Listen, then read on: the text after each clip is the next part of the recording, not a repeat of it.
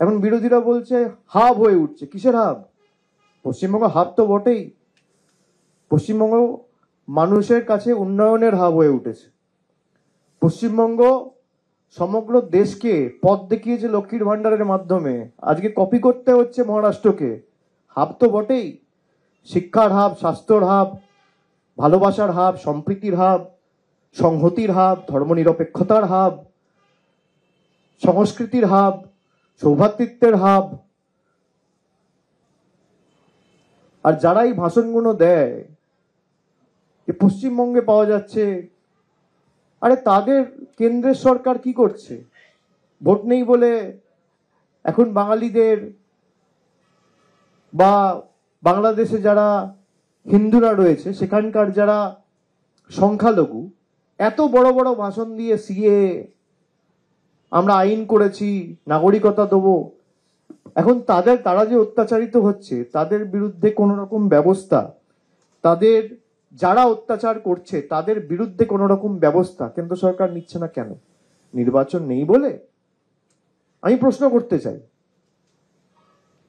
যে 5 তারিখ অগস্ট মাসে যে ঘটনাটা, যে নৈরাজ্য বাংলাদেশে শুরু হয়েছে, আজকে August, September, October, November, December, 5 মাস হয়ে গেল।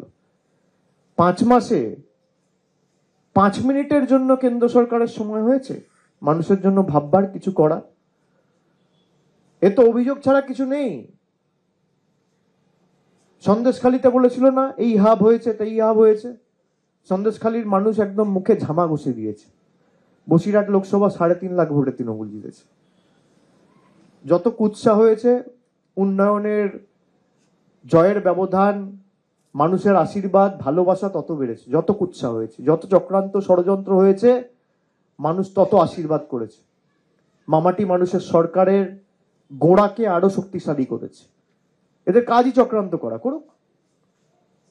এত বড় বড় ভাষণ না দিয়ে কেন যাচ্ছে না দিল্লিতে? দিল্লিতে গিয়ে একটা প্রতিবাদ সভা করে দেশের প্রধানমন্ত্রী সহ, দেশের বিদেশ মন্ত্রী সহ, স্বরাষ্ট্রমন্ত্রী যার অধীনে দেশের সীমা রয়েছে, বর্ডার রয়েছে, তাদেরকে কি কেন অনুরোধ করছে না? বর্ডার সিকিউরিটি ফোর্স কি করছে? যদি কেউ বাংলায় ঢোকে, এই তো কিছুদিন আগে দেখেছেন ত্রিপুরায় এতজন ধরা পড়েছে। ত্রিপুরায় সরকার তৃণমূলের, তো ডবল ইঞ্জিন সরকার। তো আসামে এতজন ধরা পড়েছে, আসামের মুখ্যমন্ত্রী কি তৃণমূল করে?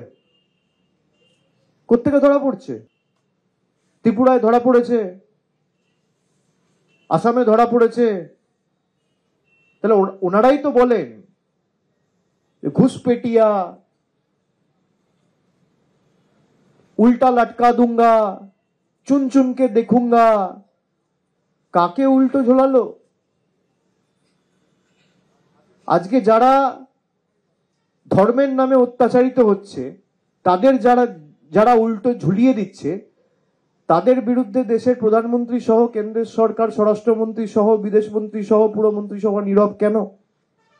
এই প্রশ্ন তো সাধারণ মানুষের মনে জাগছেই। আর বাংলার পুলিশ যদি সহযোগিতা না করত, কোন জঙ্গি ধরা পড়তো না। এই জঙ্গিদের ঢুকিয়েছিল বর্ডার সিকিউরিটি ফোর্স বাংলাকে অশান্ত করার জন্য।